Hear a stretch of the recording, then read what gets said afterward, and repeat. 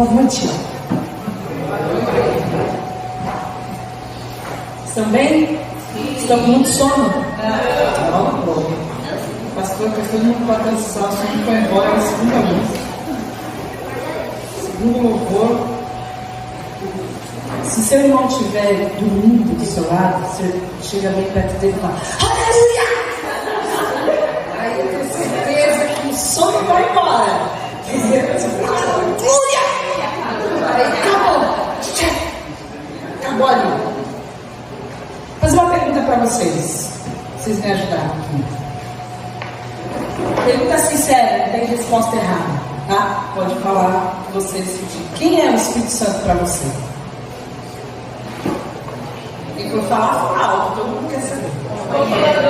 Consolador, companheiro, o que mais? Ajudador, o que mais? Oi? Testificador da fé, o que mais?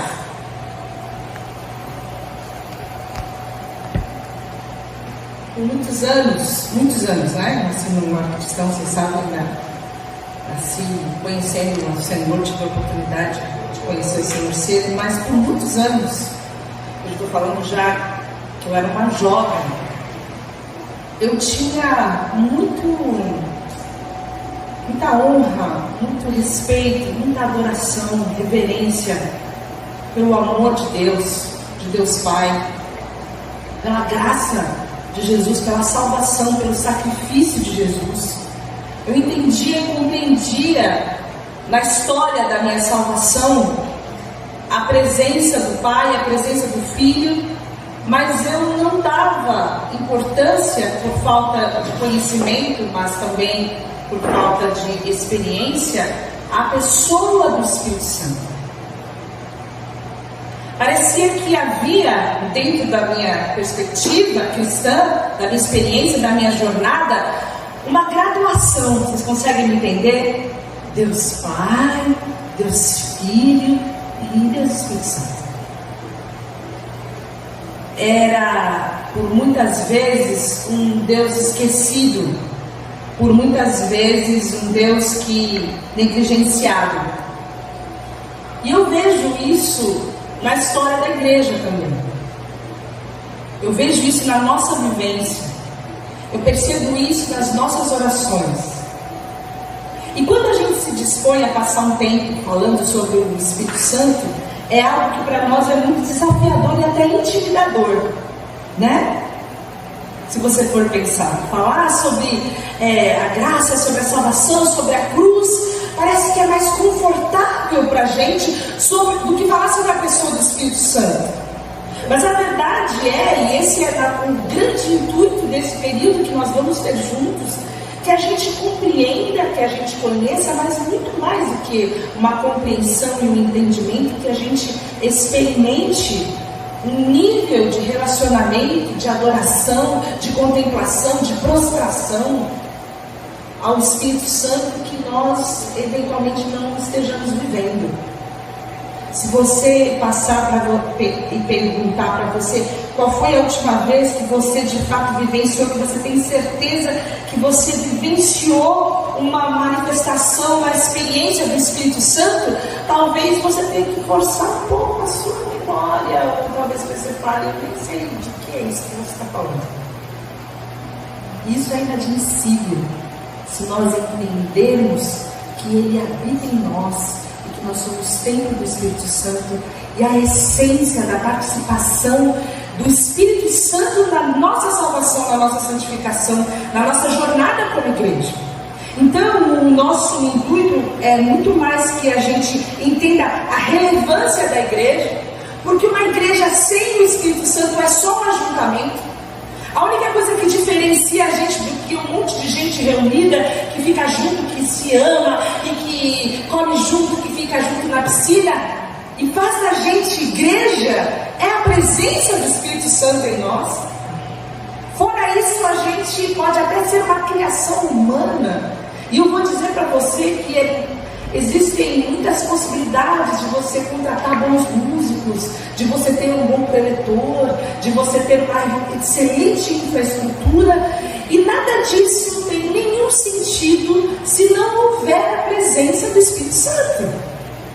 Cultos vazios, onde você fala, parece que está faltando alguma coisa aqui, tem alguma coisa errada na minha espiritualidade, a minha vida espiritual parece que não está vazia. Não é uma coisa que falta, o que falta é uma pessoa, o que falta é a intimidade com o Espírito Santo. E o grande perigo é que a gente pode ter o Espírito Santo, eu fiz até um slide, e a gente não ser cheio dele. Eu quero que você guarde isso. Guarda isso no seu coração. Você pode ter o Espírito Santo sem ser cheio dele. A grosso modo, numa comparação bem chula, seria o equivalente a alguém que tem alguns reais e outra pessoa que tem milhares e milhões de reais. Tem dinheiro? Tem. O quanto tem é que vai abrir inúmeras possibilidades para você. O quanto você tem do Espírito Santo, o quanto você está cheio do Espírito Santo, o quanto você conhece o Espírito Santo, a intimidade que você tem com o Espírito Santo, esse sentimento que faz com que você viva num outro plano, não só no plano natural, é que vai fazer diferença na sua natureza, no seu crescimento e no seu amadurecimento. E eu sei que existem muitas pessoas que querem só um pouquinho de Deus. Falam, não, tão bom esse negócio de igreja, todo mundo legal, pessoal legal, as tias, as crianças, ambiente música boa, a gente tem umas dancinhas. Mas esse negócio de ser cheio do Espírito Santo parece que já é meio pesado, né? Uma coisa mais complexa. E quantas pessoas fogem desse aprofundamento, dessa profundidade, dessa busca de uma plenitude, porque elas querem só um pouquinho de Deus. Não, eu quero só um pouquinho de Deus, eu quero a salvação, eu quero ir para o céu, eu quero que meus filhos não se percam no mundão, eu quero trazer eles aqui na igreja, mas esse negócio, essa coisa é muito complicada, porque na verdade o que essa pessoa está querendo dizer, olha, eu quero de Deus as riquezas espirituais, mas eu não quero um envolvimento integral com Ele. Tem certas áreas da minha vida, certos pecados da minha vida, um certo conformismo, uma certa comodidade da minha vida, que se eu abrir, o Espírito Santo vai fazer uma bagunça nisso aí. Eu vou perder o controle da minha vida.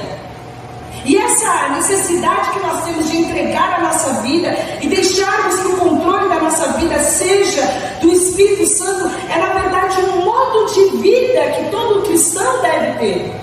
Um modo de vida de ser cheio e controlado pelo Espírito Santo. Conhecer, ter um conhecimento aqui, ó, só na cabeça, não vai fazer diferença nenhuma para você. Talvez você tenha ouvido inúmeras pregações muito melhores do que essa que você vai ouvir aqui sobre o Espírito Santo. A questão não é conhecer, não é intelecto, é vivenciar. A igreja primitiva não tinha um livro de teologia. A igreja primitiva não tinha... A igreja, os discípulos nunca tinham ouvido nem falar do Espírito Santo. E eles vivenciaram coisas tremendas, porque eles experimentaram. Existem situações que você pode ter um inúmero conhecimento, mas na hora que você experimenta, você vê que aquele conhecimento todo que você tinha não ajudou muito. Não é? A Jujuba daqui a uns meses vai ser PhD em gravidez, em parto, né? Vai saber tudo, vai ter lido tudo, vai saber tudo. Mas na hora do vamos ver, essa experiência que ela vai viver vai ser absolutamente diferente de tudo que ela leu. Vai trazer sentido, vai trazer uma forma muito mais verdadeira, porque o conhecimento vazio sem a experiência, ele se perde. E na relação nossa com Deus, o conhecimento vazio sem a experiência se perde. Então, o propósito nosso é que você possa aplicar e vivenciar e se questionar. Se questionar. Questionar se as verdades que a palavra aponta são verdades já na sua vida. Se você vive, se você experimenta, se você tem essa noção e o que essa noção traz de transformação em você. Porque falar do Espírito Santo sem a vivência, muitas pessoas fazem isso, não é? Tem gente que fala do Espírito Santo, coisa bonita, mas a vida dela não acompanha. Outras pessoas não falam, mas também não conhecem mesmo. Tem um tipinho raro de pessoas que não falam. Mas quando você olha na vida delas e fala, essa pessoa é cheia de Espírito Santo. É inegável. É inegável que é cheia de Espírito Santo. Então, eu gostaria que a gente pudesse trabalhar essas ideias que vocês trouxeram sobre quem é o Espírito Santo. Quem é o Espírito Santo? A primeira coisa que a gente tem em mente, que você precisa saber, é que ele é uma pessoa da Trindade. Que Pai, Filho e Espírito Santo são um só. Iguais em força, iguais em poder, iguais em majestade. E pode ser que você tenha esse conceito, mas isso ainda não se transformou em adoração dentro de você. E você pode orar e falar: Espírito Santo, se revela para que eu te ame, para que eu te contemple, para que eu te adore com a mesma intensidade que eu adoro o Filho que deu a sua vida na cruz por mim. Que eu ame, adore e contemple da mesma forma que o Pai que entregou o seu Filho na cruz por mim. Eu quero te conhecer, eu quero vivenciar, eu quero entender o que a tua deidade, a tua divindade se revela na minha vida. Como isso se revela na minha vida? E essa é uma das verdades básicas e mais profundas do Espírito Santo. Que não foi o Pai que criou o Filho e nem foi o Filho que criou o Espírito Santo. Eles não são criados, eles são eternos, eles sempre existiram. E eles são iguais em força, essência e poder. E a gente poderia começar lá do Gênesis. Quando você abre o Gênesis, lá no Gênesis 1, fala que o Espírito estava lá pairando sobre as águas. A gente poderia vir contando cada momento em que o Espírito Santo se manifestou no Antigo Testamento. Nós teríamos um estudo muito comprido, mas eu gostaria que você lembrasse do momento em que o Espírito Santo veio. Você sabe quando o Espírito Santo veio? Em que momento que ele se manifestou? Quem sabe? Atos 2. Jesus tinha dado uma promessa num momento dramático. Você imagina que você está a poucas horas de você se despedir da pessoa que você mais ama? Era esse o momento. Era o momento de despedida. Jesus sabia que ele sairia dali e ele iria para o Getsemane, depois ele seria preso, depois ele seria açoitado, depois ele seria injustamente morto. E ele conversa com seus amigos e ele fala para eles uma coisa muito importante: é necessário que eu vá para que ele possa chegar. Então Jesus passa por todo o horror da cruz e ele então é um ressurreto. E ele chega e se encontra com seus discípulos. Em Atos 1:8 fala: mas receberão poder quando o Espírito Santo descer sobre vocês, e vocês serão minhas testemunhas em Jerusalém, em toda a Judéia, em toda a Samaria e até os confins da terra. Em Atos 2:1-4 fala: e viram o que parecia línguas de fogo que se separaram e pousaram sobre cada um deles. Todos ficaram cheios do Espírito Santo e começaram a falar em outras línguas, conforme o Espírito os capacitava. O texto fala que eles estavam todos juntos num só lugar, estavam juntos aqui como a gente. E de repente veio um estrondo, um barulho muito forte. E junto com esse barulho muito forte, o texto fala que a casa toda se encheu. E aí eles receberam o batismo no Espírito Santo e eles começaram a falar em outras línguas conforme o Senhor os capacitava. Aquelas pessoas que estavam tão próximas de Jesus, estavam lá, aqueles 11, esperando, não sabiam o quê. Porque Jesus falou: vocês fiquem em Jerusalém, vocês fiquem lá quietinhos, porque vocês vão receber poder. E eles ficaram sabendo: mas quando é? E quem é? E que poder é esse? E quem é que vai chegar? E como é que vai ser? E sabiam que eles tinham que esperar. E quando Jesus ressurreto fala, a mínima coisa que você tem que fazer é obedecer. E eles ficaram lá, obedecendo. Eles estavam lá trancafiados quando tudo isso aconteceu. E o texto fala que todos ficaram cheios do Espírito Santo. Quem são esses que ficaram cheios do Espírito Santo? Aqueles que alguns dias atrás tinham corrido. Aqueles caras que alguns dias atrás tinham se escondido. Aqueles que em algum momento, como Pedro, foi questionado se ele conhecia Jesus, se ele era próximo dele, se ele era discípulo. Ele não, negou Jesus. Só que você vê uma mudança abrupta, uma mudança radical na vida desses homens quando eles têm um encontro com o Espírito Santo. E você vê isso no decorrer de Atos, porque eles nunca mais foram os mesmos. Eles se tornaram intrépidos, eles cheios do Espírito Santo falavam, e milhares de pessoas se convertiam e elas se rendiam a Jesus. A gente lê sobre Estevão, o primeiro mártir, a gente vê Paulo, que era um sujeito que era assassino de cristãos, se tornar depois um grande mestre e aquele que se mostra às pessoas como seguir a Jesus. Eles não eram mais tímidos, eles não eram mais confusos, eles não se escondiam mais. Agora eles estavam prontos para morrer e viver por Jesus. E tudo isso porque eles foram cheios do Espírito Santo, porque eles receberam o Espírito Santo. E sabe o que acontece quando Pedro, na sua primeira vez, prega? Ele prega e havia um poder, uma autoridade tão grande nele, que o texto fala em Atos 2, passa para mim, 37 a 38, que quando eles ouviram, aquelas pessoas ouviram, eles ficaram aflitos. E eles perguntaram aos Pedro e aos apóstolos: irmãos, que faremos? E Pedro respondeu: arrependam-se, e cada um de vocês seja batizado em nome de Jesus Cristo para perdão dos pecados, e receberão o dom do Espírito Santo. E 3.000 pessoas fizeram isso. Você consegue pensar nisso? Você consegue pensar nas coisas que a igreja colocou entre o arrependimento, o batismo nas águas e receber o dom do Espírito Santo? Que tem que fazer curso de não sei quantas horas, e tem que fazer não sei o que, e a gente estruturou, institucionalizou toda a coisa, e cheio do Espírito Santo, aqueles 3.000 foram batizados. Eu não consigo imaginar a loucura que foi esse batismo nas águas deles todos, e eles receberam o Espírito Santo, porque eles ouviram a palavra, eles estavam prontos, eles estavam com o coração arrependido. E depois você abre em Atos 4, e de novo, dessa multidão dos que creram, eles tinham um só coração, e o lugar onde eles estavam, ele tremeu, e todos eles ficaram cheios do Espírito Santo. E o texto fala que com grande poder os apóstolos continuavam a testemunhar a ressurreição, e a grandiosa graça estava sobre eles. E você vai avançando na leitura, você vai lendo Atos, e você vai vendo que coisa grandiosa que é o Espírito Santo. E talvez o nosso erro seja entender que tudo isso que aconteceu somente naquele momento.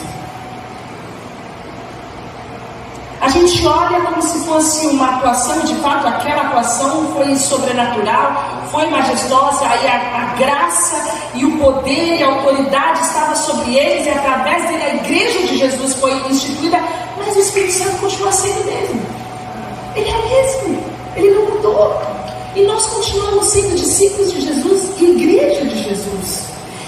Qual é a diferença então do que acontece em Atos 2, em Atos 4 e o que acontece com a igreja de Jesus hoje?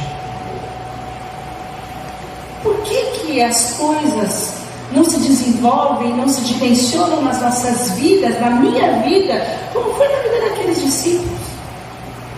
E quando a gente pensa quem é o Espírito Santo, a gente precisa entender que ele é uma pessoa.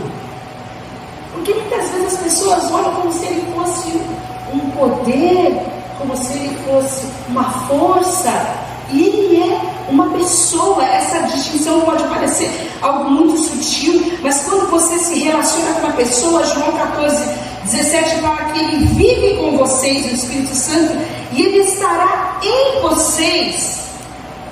É uma pessoa que quer se relacionar conosco. Qual é a nossa relação? O quanto nós ignoramos, o quanto nós esquecemos, o quanto nós abandonamos, o quanto nós entristecemos. Qual é a nossa relação com essa pessoa que é o Espírito Santo? 2 Coríntios 13:14 fala: portanto vão e façam discípulos de todas as nações, batizando em nome do Pai, do Filho e do Espírito Santo. Em 2 Coríntios 13:14 fala uma coisa muito sensacional, e eu vou conversar com vocês, que eu fiquei parada há muitos minutos nesse versículo. Paulo, quando fala para a igreja, ele fala para a igreja o seguinte: a graça do Senhor Jesus Cristo, o amor de Deus e a comunhão do Espírito Santo seja com todos vocês. E eu sinto que a gente às vezes para na graça do Senhor Jesus e para no amor de Deus. E talvez o grande déficit espiritual na nossa vida seja que falta a comunhão com o Espírito Santo. E está no mesmo patamar, irmãos. Não adianta querer me apegar na graça e no amor de Deus se eu não vivenciar a comunhão com o Espírito Santo. O Espírito Santo é para nós termos comunhão, intimidade, relacionamento. Será que nós temos a mesma intensidade na comunhão com o Espírito Santo do que nós temos necessidade do amor de Deus e da graça de Jesus? Ele é uma pessoa, não é menor ou tem uma outra natureza, ele é da mesma natureza. E é incrível que Jesus em João 14,16 fala: eu pedirei ao Pai e Ele lhes dará um outro conselheiro para estar com vocês para sempre. E essa é a promessa. Essa palavra conselheiro, paráclitos ou paracletos, ela quer dizer uma pessoa que vai estar sempre com você. Essa ideia de conselheiro, mas também uma ideia de advogado, alguém que vai estar do seu lado para te ajudar de qualquer modo, em qualquer situação. Existe uma tradição que fala que é como se fosse um cobertor. Ele vai cobrir você. E quando Jesus fala, ele fala: olha, ele é a luz. Quando você fala que vai dar a mesma coisa, você pode usar duas palavras, héteros ou alos. Eu posso falar assim: olha, traz um óculos de sol, héteros. Aí você vai pegar qualquer óculos de sol que você vai achar bonito e você vai trazer para mim e eu vou falar muito obrigado. Mas se eu falar: olha, eu quero esse óculos aqui, que você vá nessa loja, você traga outro desse daqui. Então eu estou falando do alos. É exatamente esse, é igual na forma e na essência. E a palavra que Jesus usa sobre o Espírito Santo é: ele é a luz. Ele tem exatamente a mesma natureza do que eu. É preciso, é necessário que eu vá para que vocês o recebam. Ele vai estar com vocês. E talvez a gente consiga compreender que honra a gente teria em ter Jesus do nosso lado o dia inteiro. Já pensou? Cada vez que você vai fazer uma decisão, você vai dizer: o que eu faço? Você está dirigindo, era aquele momento, 6 horas da tarde, passando ali pelo canal 3, Jesus está sentado do seu lado. Oh, que paz tão grandiosa. Você pelo menos vai controlar, né, seus pensamentos, a sua boca. Jesus. Marido vai chegar gritando em casa. Maridos estão gritando em casa, né? Você para de Jesus está aqui. Jesus está aqui. As crianças se batem: Jesus está aqui. E quando Jesus fala: olha, ele vai estar com vocês, o Espírito Santo está aqui. O Espírito Santo está conosco. Ele está presente. E nós devemos honrá-lo e reverenciá-lo com a mesma proporção que nós o faríamos se Jesus estivesse conosco. Porque ele é o alos. Ele é o intercessor. Ele é aquele que vai interceder por nós. E a palavra em 1 João 2:1 fala que o Filho intercede junto ao Pai. E nós temos um Filho intercedente junto ao Pai nas regiões celestiais. E temos o Espírito Santo intercedendo também junto ao Pai dentro de nós. Nós temos 2 intercessores que estão diuturnamente intercedendo por nós. Ele é o Paracletos, ele é aquele ajudador com a mesma essência, perfeito, enviado por Jesus. Ele é o Espírito, ele é Deus, ele é igual a Deus. E a terceira coisa é que ele é eterno e santo. Ele sempre existiu. Lá em Gênesis 1 e 2, fala que no princípio, quando Deus criou a terra era sem forma e vazia, as trevas cobriam a face do abismo, e quem estava lá? O Espírito de Deus estava lá. Ele estava lá com toda a sua força criadora, trazendo todas as coisas à existência. E depois você vai lendo e você vê que quando Deus decide criar o homem, ele não fala: eu vou fazer, ele fala: façamos. Façamos. O Espírito Santo sempre existiu. E a importância dele nós podemos ver também em João 1:29, 33 a 34. Quando João, que foi o grande precursor de Jesus, aquele que anunciou a vida de Jesus, fala sobre Jesus, ele não fala só que ele é o Cordeiro de Deus. Ele não é só aquele que fala que Jesus é o Cordeiro de Deus que tira o pecado do mundo. Ele dá o seguinte testemunho: eu vi o Espírito descer sobre ele. Eu sei que ele é o Filho de Deus, porque eu vi o Espírito descer como ele, como pomba. Por isso que tantas situações nós usamos essa imagem, porque foi a primeira materialização que nós temos ali da presença do Espírito Santo, foi nesse momento do batismo de Jesus, quando o Espírito desceu como pomba, e ele falou: eu não teria reconhecido, mas aquele que me enviou a batizar, aquele que me chamou, aquele que me designou, ele falou o seguinte para mim: olha, aquele sobre quem você viu descer o Espírito, esse é o que batiza com o Espírito. A importância que João dá para Jesus não é só que ele é aquele que vai morrer, mas aquele por meio do qual o mundo vai poder ser imerso, batizado no Espírito Santo. Era necessário que Jesus viesse para que o mundo, a humanidade, pudesse conhecer o Espírito Santo. Essa é a importância do Espírito Santo, porque através de Jesus ele veio e a humanidade então pôde conhecê-lo. Ele é aquele que, além de eterno, que sempre existiu, ele é santo, e o nome dele já diz que ele é santo. A crise acontece quando você fala: o Espírito Santo habita em mim. E a gente tem uma mania rude de tratar o nosso corpo como se fosse uma caixa de pecados.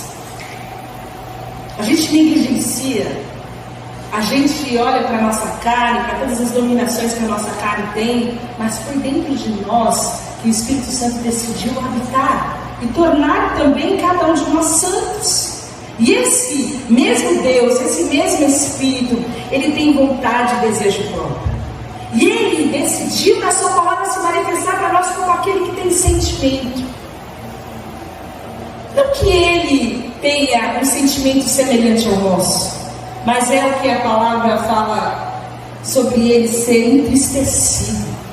Em Isaías 63:10 fala: apesar disso eles se revoltaram e entristeceram o seu Espírito Santo. Efésios 4:30 fala: não entristeçam o Espírito Santo de Deus, com o qual vocês foram selados para o dia da redenção. Como que a gente pode entristecer o Espírito Santo de Deus? Você sabe como você pode entristecer seus pais, que você deve honrar? Você sabe como você pode entristecer seu marido, sua esposa? Você sabe como você pode entristecer o seu melhor amigo? Como você pode entristecer o Espírito Santo de Deus? Às vezes a gente pensa que ele não tem sentimentos, mas se nós somos criados à imagem e semelhança dele, o que a tristeza faz? Quando você está triste com alguém, o que você faz? Você se afasta. E essa situação que a palavra nos remonta aqui. Não crie uma situação para que você se sinta afastado do Espírito Santo.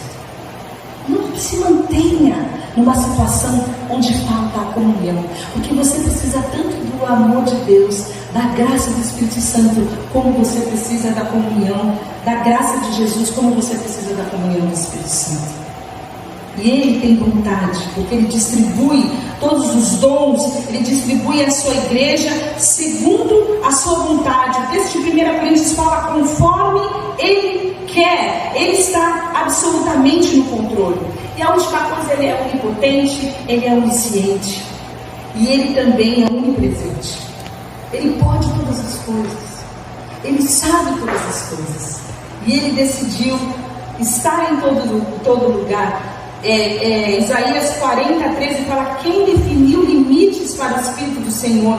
Quem o instruiu como conselheiro? Porque o Espírito penetra todas as coisas, ainda das profundezas de Deus. Então nós sabemos que ele é Deus, nós sabemos que ele é santo, nós sabemos que ele é igual em poder, em majestade, em honra, em força, em formosura. Mas nós não honramos dessa maneira. Nós o honramos dessa maneira. Você sabendo que o Espírito Santo habita dentro de você, ele está onde você está, ele conhece os seus pensamentos, ele conhece os seus sentimentos, ele conhece a sua fala, ele conhece os seus grupos de WhatsApp, ele vê tudo que você vê, ele ouve tudo que você ouve. Você honra ao Espírito Santo, você reverencia ao Espírito Santo. A sua vida é uma vida de adoração ao Espírito Santo. Quem é o Espírito Santo para você? Porque enquanto você definitivamente não responder essa pergunta, você jamais vai compreender o que é a comunhão do Espírito Santo. Você não pode ter comunhão com quem você não conhece. Quem é o Espírito Santo para você? Quem é? Não adianta a gente ter aula teológica dele ser Senhor, dele ser santo, se nós não respeitamos como santo quando ele habita dentro de nós. Quando nós negligenciamos ao Espírito em nossa vida, em nosso comportamento, em nossos relacionamentos, quem é o Espírito Santo para nós? Nós vamos, ao longo desse período, pensar em como ele age. E hoje nós vamos pensar juntos como o Espírito Santo age na nossa redenção. Como ele age na nossa redenção. Depois nós vamos ver como ele age na nossa santificação, quando nós falarmos sobre o fruto do Espírito, como ele age na nossa capacitação, quando nós falarmos sobre dons espirituais, mas como ele age na nossa regeneração, como ele age na nossa salvação. Em primeiro lugar, João 16:8 fala que ele convence o homem do pecado. O texto fala o seguinte: eu lhes afirmo que é para o bem de vocês que eu vou. Se eu não for, o conselheiro não virá para vocês, mas se eu for, eu enviarei. E aí Jesus fala, o que esse conselheiro vai fazer? Ele vai convencer o mundo do pecado, da justiça e do juízo. Do pecado, porque os homens não creem em mim. Da justiça, porque eu vou para o Pai e vocês não viverão mais. E do juízo, porque o príncipe desse mundo já está condenado. Nós jamais teríamos qualquer tipo de consciência do que é o pecado se não fosse pela ação do Espírito Santo de Deus na nossa vida. E você sabe que quando nós ficamos com a nossa consciência cauterizada e nós nos afundamos no pecado, e nós tratamos aquele pecado como se fosse algo normal, que todo mundo faz, que todo mundo diz, nós sabemos que o Espírito Santo não deseja aquilo para nós. Nós estamos calando a voz do Espírito Santo. Nós não precisamos que ninguém venha para nós com uma palavra de sabedoria, de conhecimento, para dizer você está errado, se levante do seu pecado e bata com Deus, porque nós sabemos. Nós estamos apenas resistindo. Mas o Espírito Santo permanece ali nos convencendo. A segunda coisa que ele faz é nos regenerar. Em João 3, 5 e 6 fala: ninguém pode entrar no reino de Deus se não nascer da água e do Espírito. O que nasce da carne é carne, mas o que nasce do Espírito é Espírito. Quando a gente nasce com uma natureza pecaminosa. E você pode levar o seu filho na igreja, ele pode crescer na igreja, mas se ele não nascer do Espírito, ele vai ser um pecador que vai na igreja. Vocês entendem isso? Porque ir na igreja é carne, é material. Eu pego, ponho a roupa, entro no carro e vou, sento lá. Ser igreja é Espírito.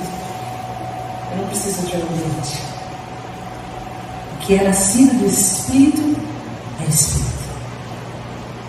Ninguém pode entrar no reino de Deus se não nascer da água e do Espírito. Poxa, mas eu estava lá, eu ia de manhã, ó sol, todo mundo indo para a praia, estava longe, na igreja, como assim? E eu que pregava, e eu que expulsava demônio, e eu que profetizava. Jesus vai falar: não conheço. Não nasceram do Espírito, não podem entrar no reino. Entendem isso? Nós precisamos nascer do Espírito. Quando a nossa natureza é transformada, quando a nossa natureza recebe a presença gloriosa do Espírito Santo, nós não temos mais como ser os mesmos. Você conhece uma lagarta? Quem vai imagem de uma lagarta? Está feia, mas dá para ver. Uma lagarta é aquele bichinho que anda por aí, amorfo, rastejando. E a vida dele é rastejar. Você faz o quê? Rasteja. Melequento, nojento. Qualquer pessoa chuta uma lagarta. Mas um dia ela dorme. Pega um sono, o sono da lagarta faz com que ela acorde uma borboleta. E uma borboleta recebe uma capacidade incrível, já não tem mais aquele corpo amorfo, tem um corpo leve, tem asas, pode voar, ela nunca mais vai querer se enfiar na lama em que ela rastejava a vida inteira. E quando o Espírito Santo nasce e nos faz novas criaturas, ele nos transforma. E viver-se na perspectiva das capacidades daquilo que o Espírito Santo está gerando em nós é semelhante a uma lagarta com asas, que já não é mais uma lagarta, uma borboleta, mas vive a rastejar, sem experimentar as capacidades que o Espírito Santo deu para ela. Quantas pessoas vivem rastejando numa vida espiritual como se pecadores não redimidos fossem, sem compreender a grandeza da regeneração? Ele é aquele que garante a nossa salvação. Ele garante. O texto fala, ele é o penhor que nos dá garantia. Quando vocês ouvirem e creram na palavra da verdade, o Evangelho que os salvou, vocês foram selados com o Espírito Santo da promessa, que é a garantia da vossa herança, até a redenção daqueles que pertencem a Deus para o louvor da sua glória. O Espírito Santo garante. Vocês já tiveram que dar calção em algum lugar? Tiveram que dar? Vai alugar aquelas coisinhas lá, tem que dar calção. Vai alugar apartamento, tem que dar. Não é isso que acontece? O que aquilo quer dizer? O que aquele calção de 3 meses que você dá de aluguel quer dizer? Que se você não pagar, eles vão descontar, então vão ficar com aquela grana lá. Aquela grana garante a tua inadimplência, não é isso? É isso que o Espírito Santo faz por nós. E na vida dentro de nós fala, eu garanto. Mas esse pessoal é mal pagador pra caramba. Você vai ficar nesse pessoal, esse pessoal é endividado, mas eu garanto. Eu sou a garantia, eu sou o penhor, ele é o penhor, ele garante a nossa salvação. E mais do que isso, o texto fala que ele é o selo. E o selo é diferente desse selo que a gente conhece. O selo era aquela serinha antiga e eles tinham um carimbo, e aquele carimbo trazia algumas qualidades para o conteúdo. Aquele carimbo queria dizer que aquilo que estava ali dentro era autêntico, que era de verdade, que quem enviou estava garantindo aquilo ali. Aquele carimbo estava dizendo que aquele pacote tinha um dono. O cara do monograma ali é o dono daquele pacote. E mais do que isso, ele tornava inviolável. Ninguém podia arrancar nada do que estava naquele pacote. Aquilo trazia segurança. E o texto fala que o Espírito Santo ele nos selou. Ele é quem assegura a nossa salvação. Ele nos torna seguros, ele nos torna invioláveis, ele nos torna autênticos. É Ele que garante a vida de Deus em nós. Por último, Ele testifica que nós somos filhos de Deus. Ele testifica que nós somos filhos de Deus. O texto fala, o próprio Espírito testemunha ao nosso Espírito que somos filhos de Deus. E é lindo que o texto fala que uma outra versão, não sei se foi essa que eu peguei, o texto anterior fala, vocês não receberam um Espírito que os escravize para novamente temer, mas receberam um Espírito que os adota como filhos. O Espírito nos adota como filhos. Sabe por quê? Porque nós, pela nossa natureza, não poderemos ser filhos de Deus. Deus é santo. Nós somos pecadores. E quando o Espírito Santo vem dentro de nós, Ele nos santifica, que é esse processo que nós vamos falar depois. Quando nós temos o arrependimento, nós somos batizados, nós somos imersos no Espírito Santo. Ele nos torna aptos a sermos filhos. Ele nos adota. Às vezes você consegue ver a grandeza de uma família que adota um cachorrinho de rua, mas não consegue ver a grandeza de ser adotado pelo Espírito Santo e ser chamado filho de Deus. E não é um filho qualquer, não é um filho renegado, é um filho que tem liberdade de chamar o pai de paizinho, é um filho íntimo, é um filho que chama o pai de Abba. Esse Espírito testifica ao nosso espírito que nós somos filhos de Deus. É como se você sempre soubesse que você é filho de Deus. Mas em determinado momento, como as nossas crianças caem, se ralam, se machucam, eles chegam para perto do pai, eles querem colo. E o pai pega no colo e fala: oh, meu filho, o que aconteceu? E o beijo do pai e da mãe cura todas as dores, não é assim? O beijo do Espírito Santo em nós testifica que nós somos esse filho amado. Quando nós nos ralamos na vida, quando a gente fala que Deus não pode amar alguém como eu, o Espírito Santo nos envolve e fala: vocês são amados. Você é meu filho amado. Nós recebemos essa testificação e essa capacitação. Eu quero deixar essa pergunta para você, para que você busque ao Espírito Santo e possa responder, talvez no momento de oração. Qual é a sua relação com o Espírito Santo? Será que ele tem sido Deus esquecido para você? Você o conhece pessoal e profundamente? Qual tem sido a sua relação com o Espírito Santo?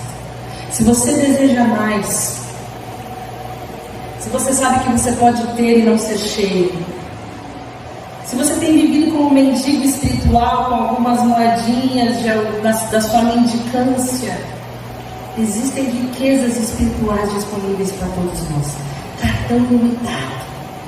Pode sair gastando a comunhão com o Espírito Santo, porque é ilimitada, é eterna. Mas como nós temos vivido? De nada vai adiantar você ter um conhecimento se você não tiver essa experiência e essa vivência. E a minha oração, a nossa oração, é que o Espírito Santo nos leve para um lugar mais fundo. Amém. Que a gente saia da rabeira, do raso, e a gente vá para mais fundo, para conhecê-lo mais, para desejá-lo mais, para que ele controle a nossa vida, a nossa mente, os nossos sentimentos, o nosso coração, para que a gente entenda qual é a dimensão da produção do fruto da nossa santificação, para que a gente entenda qual é a capacitação que nós recebemos com os dons espirituais, para que a gente deseje ser cheio, porque ser cheio parte de um desejo pessoal. Se você não desejar ser cheio de Deus, receber esse enchimento de Deus, nós não seremos cheios. Mas se todos formos cheios, nós vamos experimentar o avivamento, que é aquilo que o Espírito Santo quer fazer em nós. E eu creio no Senhor Jesus. Vamos orar.